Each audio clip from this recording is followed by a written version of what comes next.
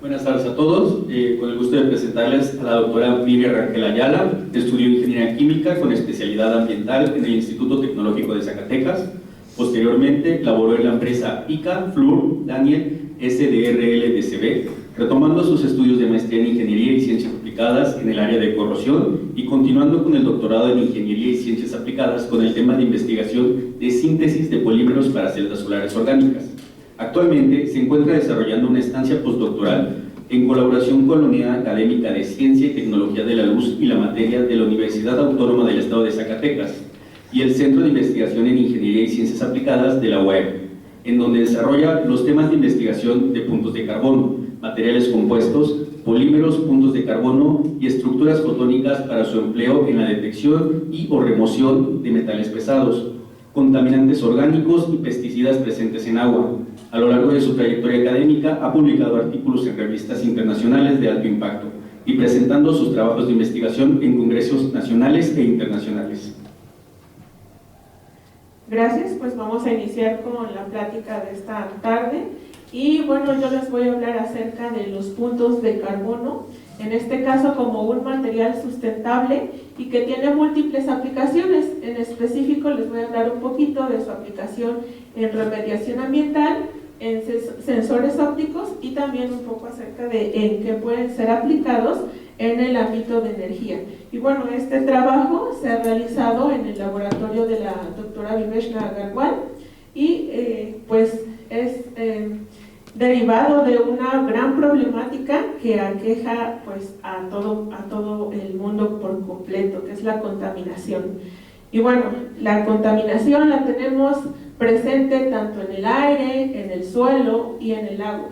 En el agua vamos a encontrar contaminación por virus, bacterias, metales pesados, derivados del petróleo, aceite, algunos pesticidas, muchos colorantes y disolventes. Entonces, pues todas las actividades industriales y todas las actividades del ser humano, lamentablemente, pues generan residuos, ¿no? Cada vez que consumimos y consumimos más accesorios, más dispositivos, más tecnología y más pesticidas para la agricultura, para hacer los campos más fértiles, pues los contaminantes tienen que ir a parar a algún lugar y pues los más comunes son el agua. Recuerdo que alguien nos decía en la carrera de ingeniería, si tienes un contaminante y no sabes qué hacer, diluye. Entonces, pues todo se va al agua, ¿verdad? Pero bueno, eso es una gran problemática y para ello, pues en el ámbito científico han surgido varias tecnologías y varios métodos para tratar de, pues, al menos sobrellevar un poco esa situación de contaminación, ya que pues tiene diversas implicaciones negativas tanto en el medio ambiente como también en la salud de los seres humanos. Así que pues hay algunas estrategias que son conocidas como la remediación y pues se han sintetizado diferentes materiales, algunos derivados de carbono, algunos materiales de sílica, cerámicos, algunas nanopartículas bimetálicas, en fin, una infinidad de materiales para tratar de un poquito disminuir el impacto negativo de estos contaminantes, ya que como les decía, cada uno de los contaminantes que se disuelven en agua pues tiene impactos muy negativos en la salud del ser humano. Por ejemplo, enfocándonos al caso de los metales pesados, pues los metales pesados, en este caso, si hablamos del plomo, pues va a causar daños neurológicos, cardiovasculares, daños hematológicos. Los residuos del mercurio, pues también dañan diversos organismos clave en el sistema del cuerpo humano y algunos excedentes de cobre también crean perturbaciones gastrointestinales, daños en los riñones y en el pulmón, en fin, una infinidad de problemas que traen no solo al cuerpo humano, sino también al medio ambiente. Así que pues tenemos que buscar algunas estrategias que puedan minimizar estos impactos o al menos detectar el problema. Y pues en ese sentido han surgido muchos materiales derivados de carbono. El carbono pues está disponible en todas partes, es muy económico, pero también es muy complejo y difícil de entender, ¿no? Podemos tener diferentes estructuras de materiales derivados de carbono. Tenemos desde los 0 dimensionales hasta los 3 dimensionales. Entonces, en este caso, dependiendo de la dimensión de cada uno de sus lados, podemos encontrar diferentes clasificaciones de los alótropos del carbono. En este caso, yo les voy a hablar un poquito acerca de los 0 dimensionales. En específico de los puntos de carbono. Pero, ¿qué son estos materiales? ¿Cómo nos los imaginamos? ¿O cómo creemos que están? Pues vamos a pensar que son una pequeña esfera. Esa esfera en el centro tiene un núcleo. En el núcleo podemos encontrar una parte de material que puede estar totalmente ordenado, es decir, el punto de carbono puede tener un núcleo grafítico, puede tener un núcleo también semicristalino, es decir, hay parte amorfa y parte cristalina, o podemos tener también un núcleo totalmente desordenado, que sería un punto amorfo. Ahora, ¿qué pasa con la parte que rodea esa esferita? Alrededor de esas estructuras vamos a encontrar grupos funcionales, diversos grupos funcionales que le van a conferir diferentes propiedades a los puntos de carbono. Y bueno, pensemos en todas las posibilidades de interacciones que pueden ocurrir con estas partes que están en la superficie de mis grupos, de mis puntos de carbono. Estos grupos funcionales les van a permitir actuar en reacciones de oxidación, de reducción, en pasivaciones, en grafitizaciones, en fin, hay un sinnúmero de reacciones que se van a desarrollar debido a la presencia de esos grupos funcionales. Y entonces, debido a que es muy rico en esos grupos, pues podemos tener una infinidad de aplicaciones. Vamos a hablar más adelantito de algunas de ellas, pero mientras queremos como que dejar en claro que todas estas combinaciones posibles de estructura, tanto en el núcleo como también en la superficie, pues me abren un panorama de múltiples propiedades y por lo tanto también múltiples aplicaciones. De acuerdo a esas estructuras que hemos estado comentando, podemos decir que los puntos de carbono se pueden clasificar en diversas subdivisiones. Por ejemplo, algunos han dicho que si tienen puntos con confinamiento cuántico y que además son partículas cuasisféricas, algunos les han llamado carbon nanodots o nanopuntos de carbono. Otros dicen que si tienen una estructura grafítica pueden ser llamados puntos cuánticos de grafeno o graphen quantum dots. Y dependiendo de cómo van a estar en el centro, vamos a ver que van a tener diferentes nombres o clasificaciones. Por ejemplo, en este caso tenemos estructuras totalmente amorfas o polímeros entrelazados, entrecruzados, que permiten tener puntos de carbono poliméricos. Entonces, tendremos varias clasificaciones de estos nanomateriales de acuerdo a su estructura. Pero ahora, ¿cómo pueden obtenerse estos puntos? Existen dos líneas principales para obtenerlos. La primera es la síntesis de tipo ascendente y la segunda, descendente y ascendente. En este caso tenemos materiales de carbono como nuestra materia prima de partida. Generalmente se utilizan condiciones más rígidas, más duras para poder llegar a la síntesis del carbono. Pero algo que nos interesa está de este lado. En este método ascendente tenemos moléculas como moléculas de bajo peso molecular, moléculas muy comunes, incluso tenemos biomasa, y entonces a partir de la biomasa podemos tener también puntos de carbono. Ahora, en esta síntesis de los puntos de carbono, pues nos interesa que se apliquen los principios de química verde. Si estamos tratando de pues detectar contaminantes, de disminuir la contaminación en el agua, pues lo lógico es que buscamos también que nuestro producto o nuestro material sea también algo que no contamine, o que en lugar de, o que contamine más que lo que detecta, ¿no? O que lo remueve. Entonces, en la síntesis de los puntos de carbono se siguen estos principios que consisten en evitar la generación de subproductos tóxicos, también generar materiales a partir de biomasa, materiales reciclables, también que utilicemos disolventes que no sean tóxicos con el ambiente. Y bueno, todas estas consideraciones se siguen en la síntesis de puntos de carbono considerados como ambientalmente amigables. Pero ¿qué pasa con los precursores? Por ahí dijimos que se podían sintetizar a partir de biomasa. En este caso, vemos aquí que podemos sintetizarlos de algunos organismos, de proteínas, de incluso residuos, ¿no?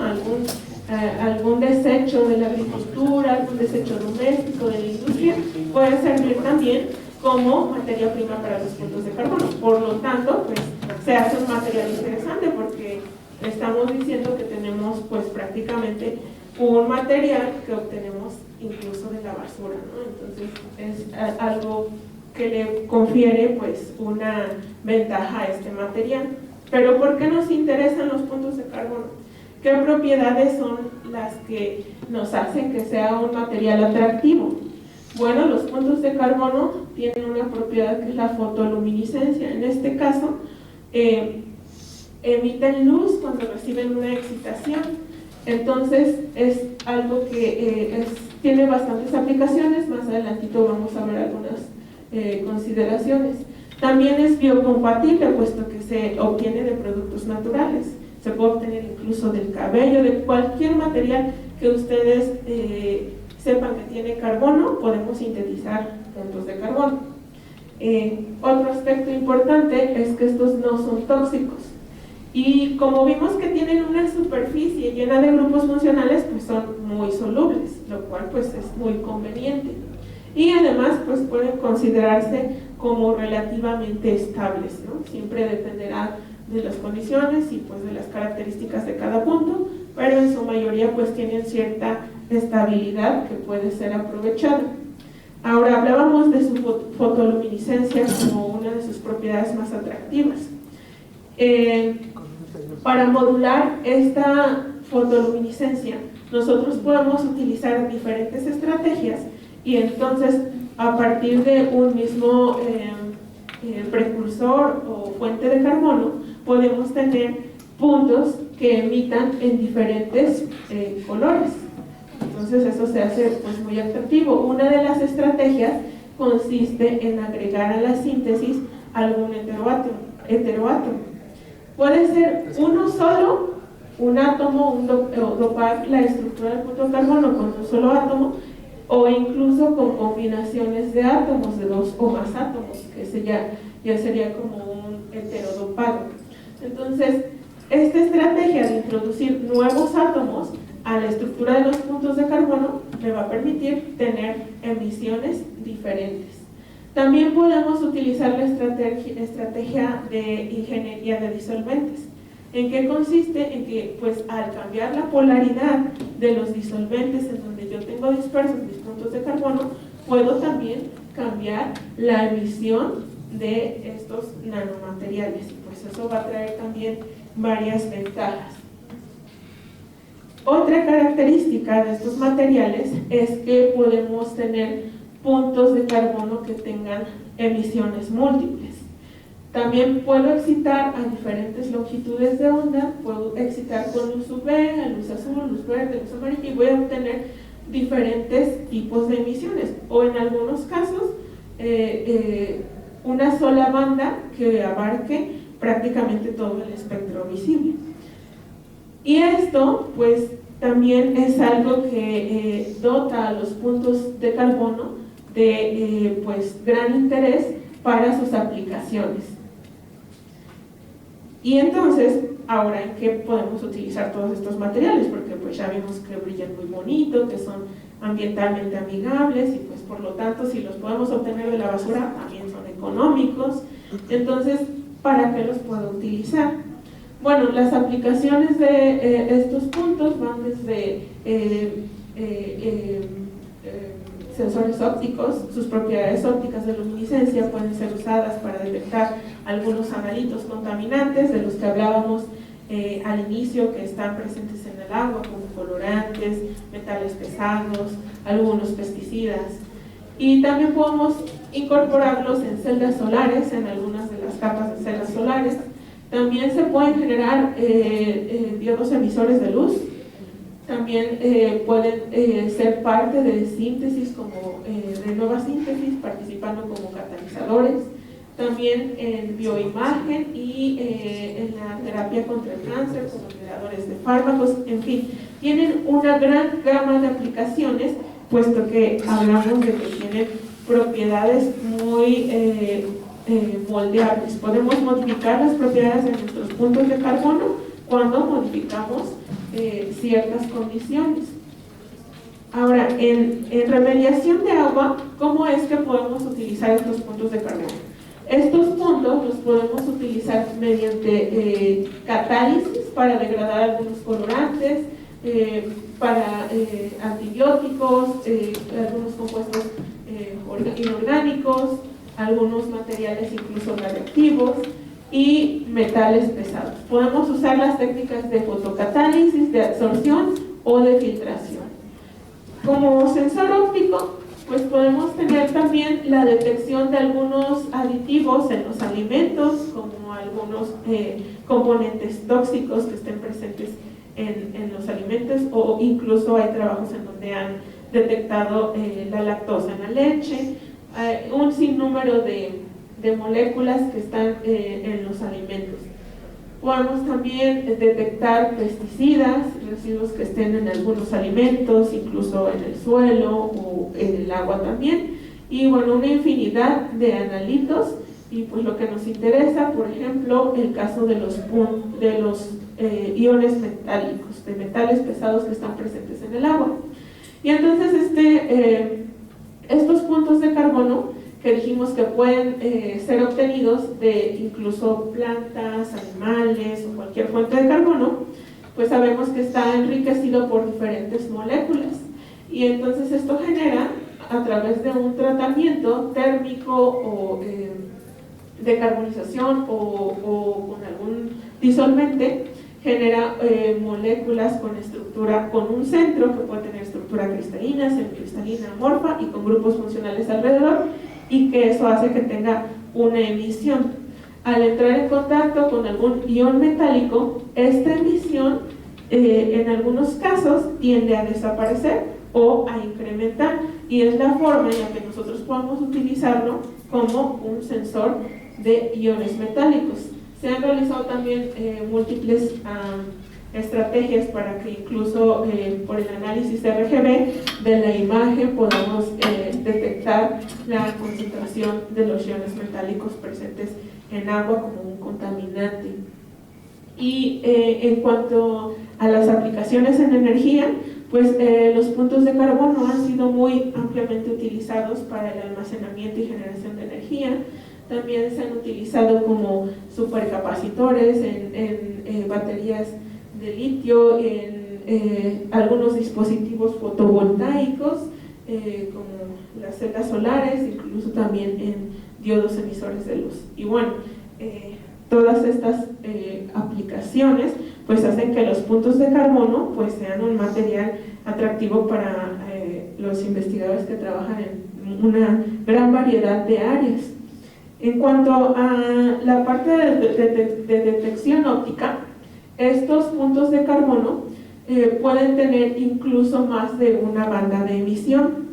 Esa propiedad puede ser utilizada para usar a los puntos de carbono como sensores radiométricos.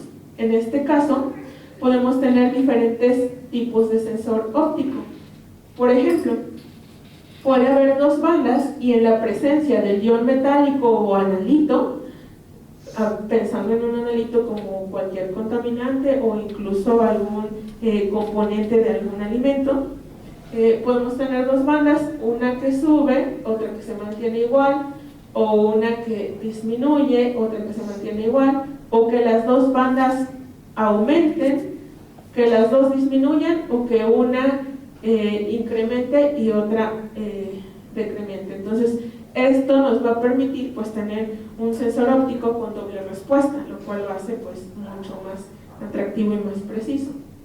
Por ejemplo, aquí tenemos un punto de carbono que tiene dos bandas de emisión, y mientras está en contacto con el cobre, el ion cobre, una de sus bandas empieza a disminuir cuando se incrementa la concentración de este metal y la otra permanece constante.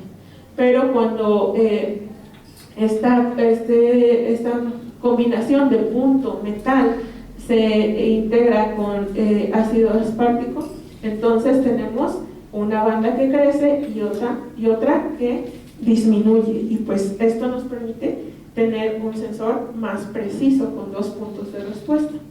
Y bueno, ahora les voy a hablar un poquito de lo que hemos realizado en el sentido de los puntos de carbono. Y bueno, en esta publicación que se realizó con el estudiante en aquella época de maestría, Jesús Mejía, se sintetizaron puntos de carbono utilizando la semilla de aguacate como precursor. La semilla pues se desecha y aun cuando hay algunas aplicaciones que sí se le da a la semilla, pues es un residuo sin valor. Y bueno, en este trabajo lo que se logró fue la detección del ion cobre y cromo, y también remover los iones metálicos de cobre. Y bueno, esta imagen me agrada mucho porque podemos ver que cuando teníamos nuestra solución con puntos de carbono, es decir, nuestro control, era prácticamente transparente en este caso, y cuando se le agregaba punto de carbono más metal, teníamos visiblemente lo mismo, no se detectaba una diferencia en la coloración. Pero cuando tenemos nosotros los puntos con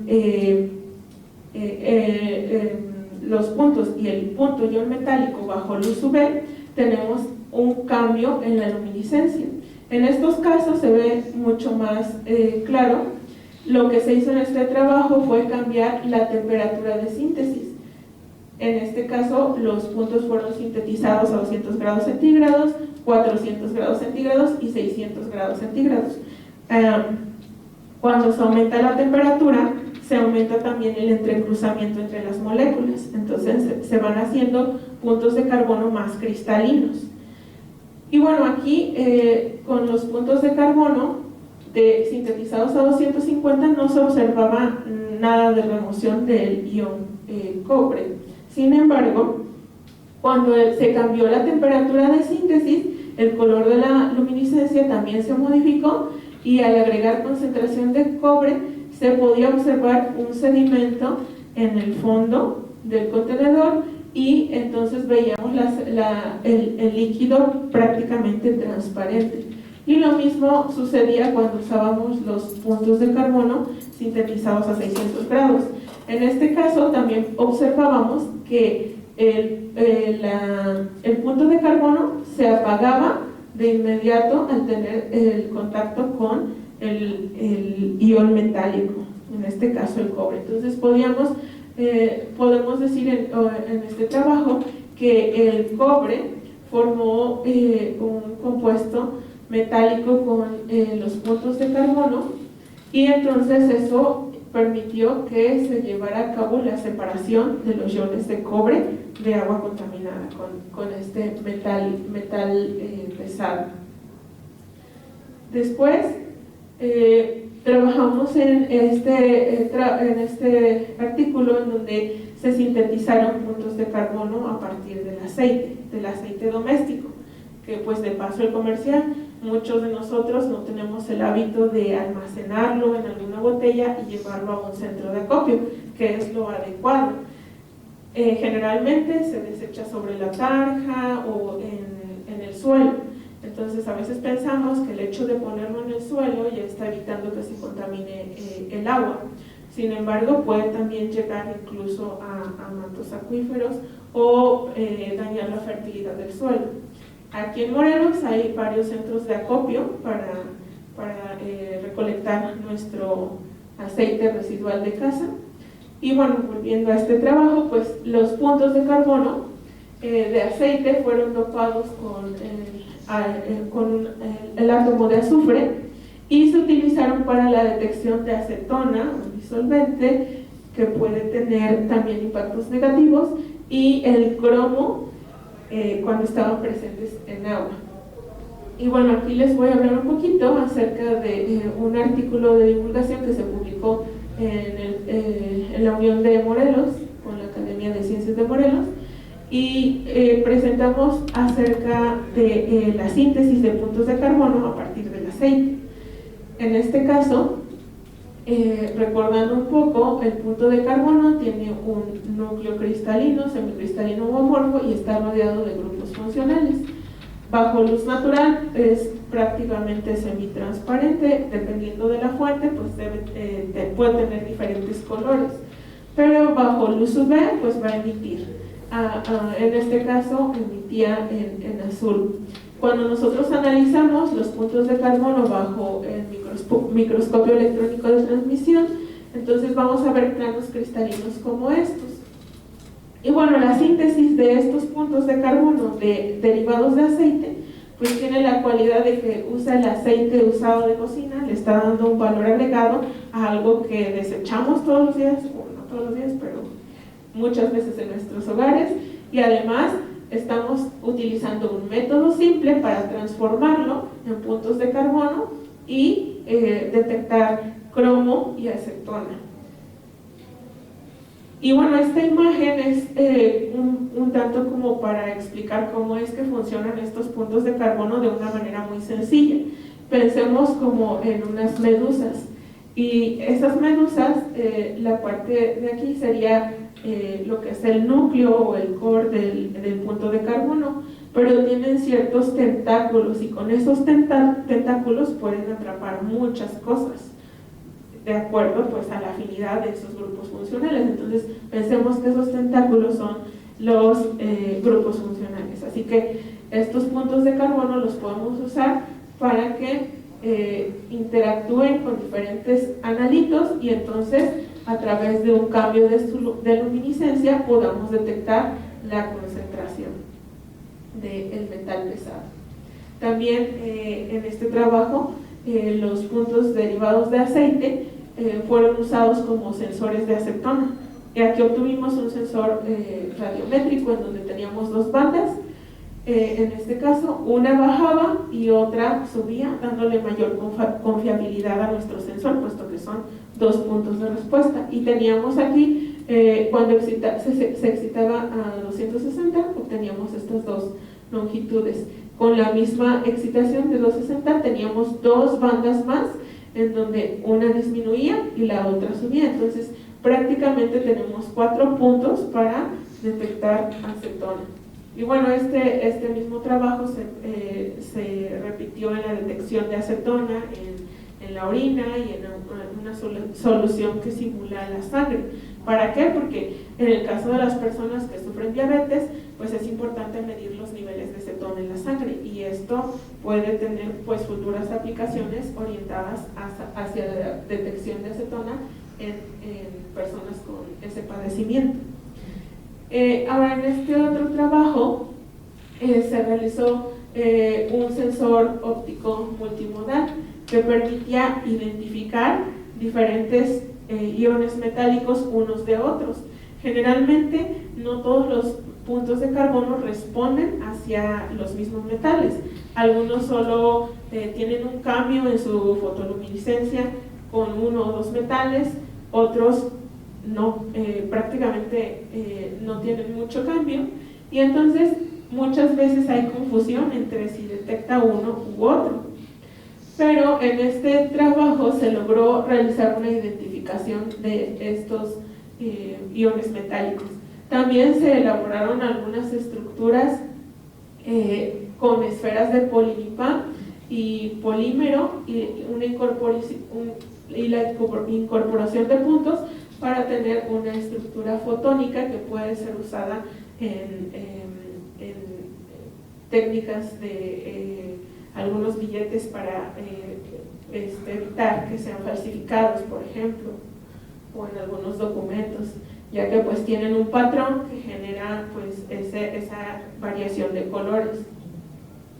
Y en este caso, lo interesante de esta publicación es que teníamos diferentes iones metálicos, que aquí pues algo con la resolución del proyector no ayudó mucho para que las imágenes fueran claras en muchas de las diapositivas, pero cada línea es un ion metálico, y cuando el punto de carbono se excita a 3 diferentes longitudes de onda, pensemos, esta es una longitud de excitación, 360, luego se excita a 430 y luego se excita a 550.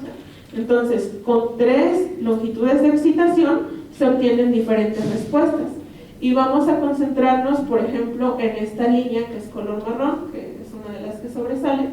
Si se excita con 360, el punto de carbono con metal emite en este punto. Pero y hace que sea diferente de los demás, o sea, lo puedo distinguir porque se apaga y la banda se desplaza. Pero cuando se excita a 430, ese mismo metal ahora sufre un incremento en la intensidad de emisión. Entonces fácilmente se puede distinguir del resto de los metales. Pero ¿qué pasa cuando yo utilizo una longitud de excitación de 550 nanómetros? Ahora ese mismo metal con el punto de carbono se apaga, y entonces estas 3 longitudes de excitación permiten detectar los iones metálicos, pero también discriminar si se trata de uno u otro, y pues eso es como una gran ventaja. En este trabajo también se observó que el cromo se reducía de cromo 6 a cromo 3, que es un tanto menos tóxico, y también pudimos detectar el cromo 6, una disminución en la concentración del cromo 6 hacia que la luminiscencia fuera más parecida a la del punto. Entonces, al aumentar la concentración del ion metálico, el espectro de luminiscencia disminuía y el punto se iba apagando. Y bueno, algunas técnicas que nos permiten distinguir qué es lo que está ocurriendo con los enlaces, pues son las técnicas de XPS, en donde nosotros podemos detectar que el cromo estaba pasando de cromo 6 a cromo 3. Y bueno, en este caso, pues el mecanismo que explicaba esta reducción era una transferencia de electrones.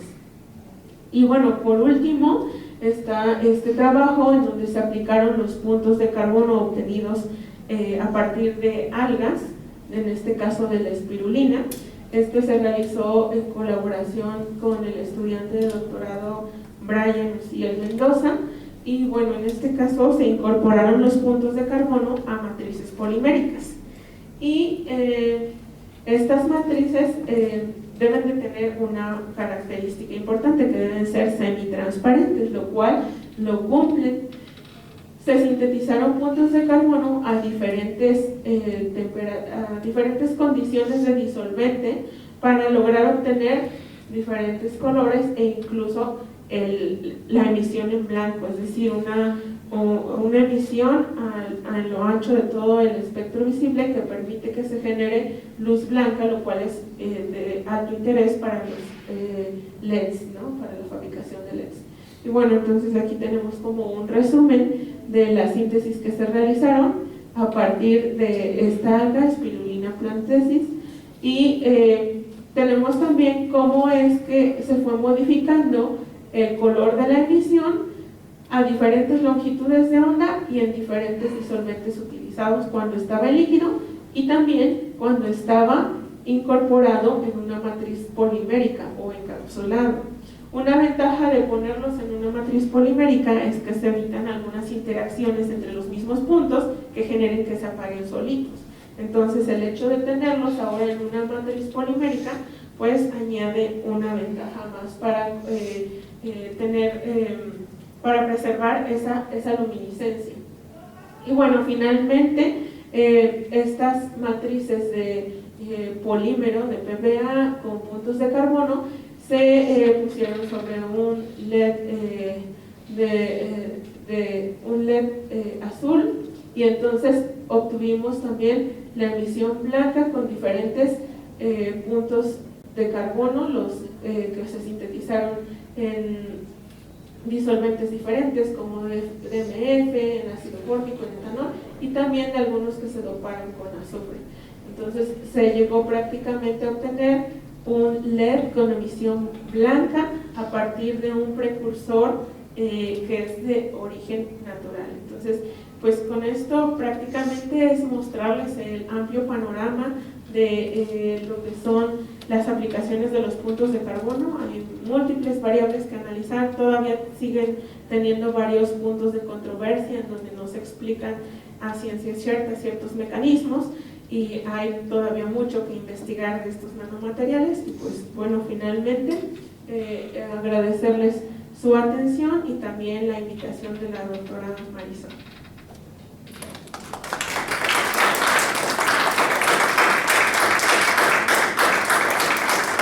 Muchas gracias, doctora Rangel. Continuamos con la fase de preguntas. ¿Alguien quisiera preguntar algo?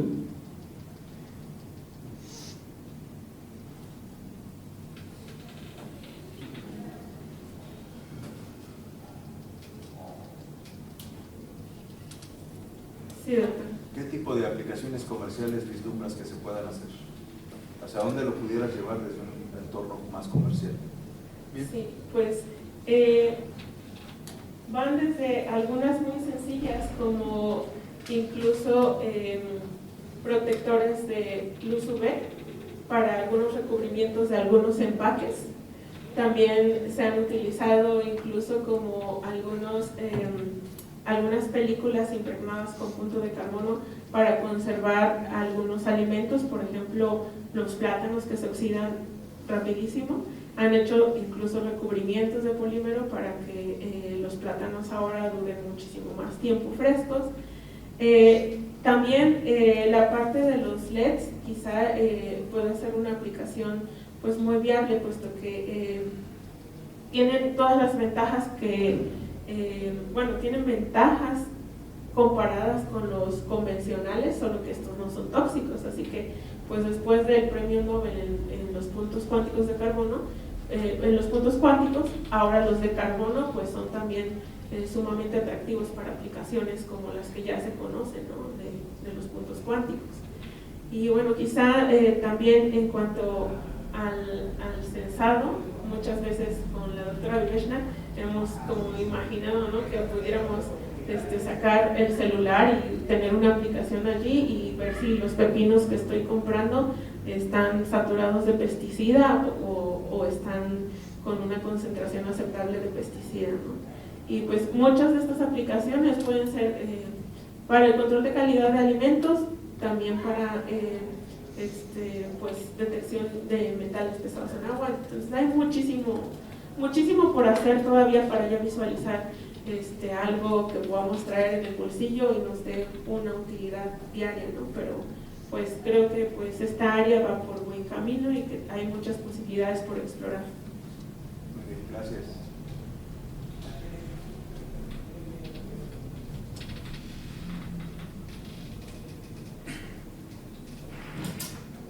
Bien, ahorita en el trabajo que presentaste, ¿no observé alguna imagen de TEM o algo así de los puntos de carbono?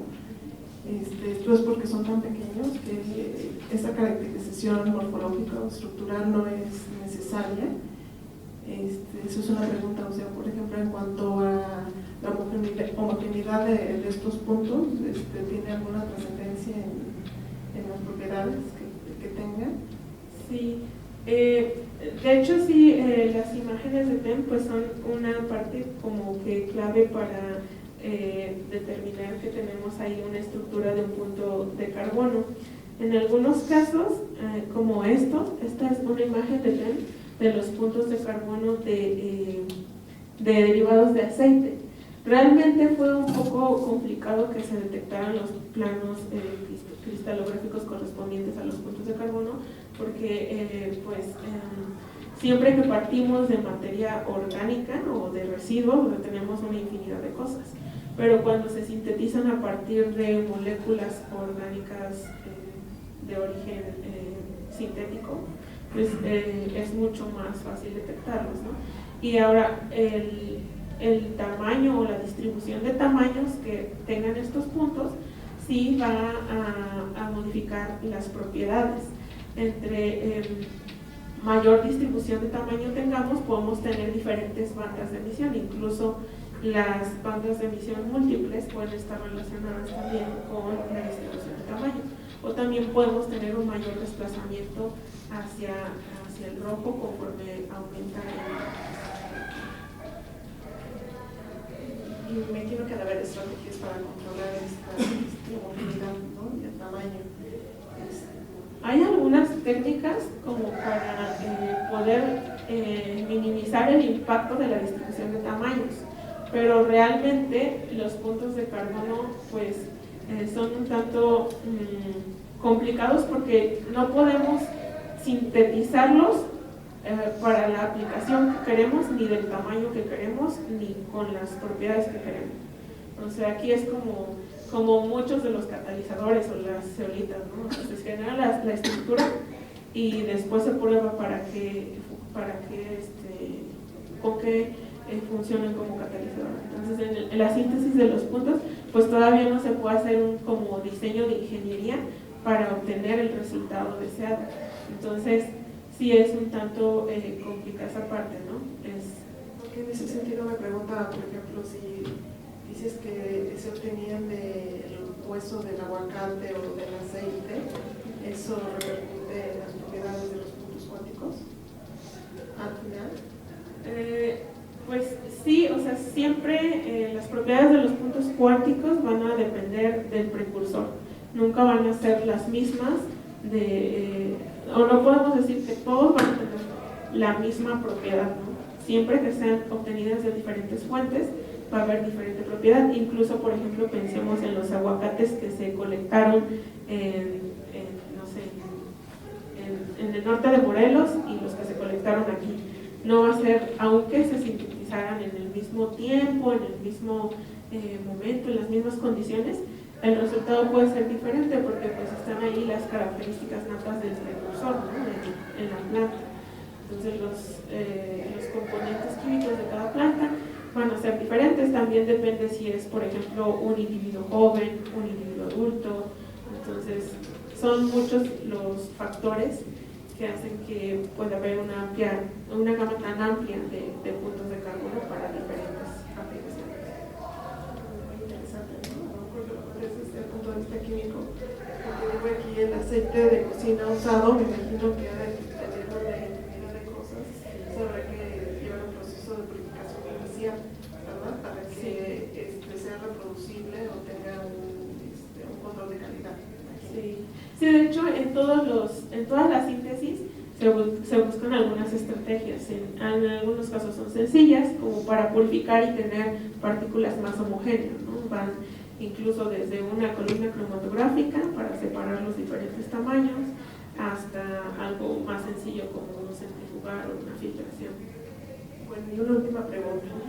Estos puntos cuánticos en relación con otras estructuras como nanotubos, como grafeno, otras formas alotrópicas del carbono, ¿qué ventajas encuentras?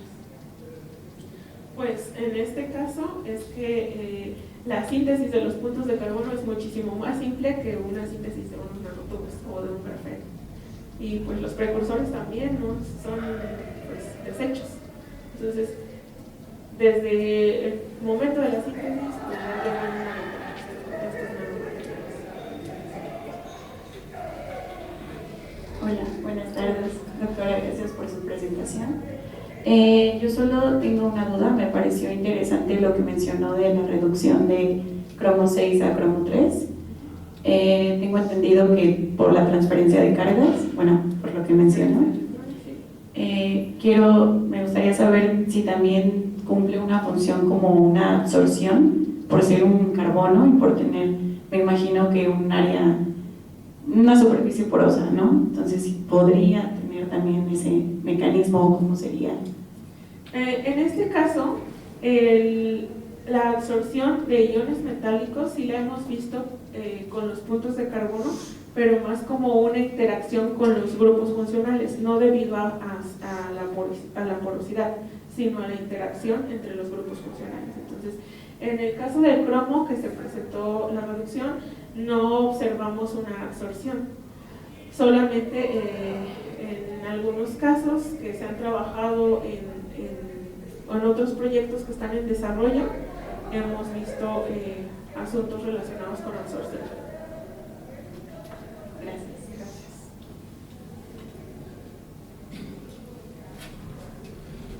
Nada más un comentario. Realmente aprecio mucho que la doctora esté trabajando con nuestro grupo, pero su dedicación se habla que toda la noche ha estado en hospital cuidando a su mamá y en la mañana está aquí dando la plática a nosotros. Quiere decir que de verdad lo dice mucho de su compromiso con su trabajo, tanto como la dedicación, ¿no? Este es algo muy agradable. Sí, de verdad. De verdad. Es algo que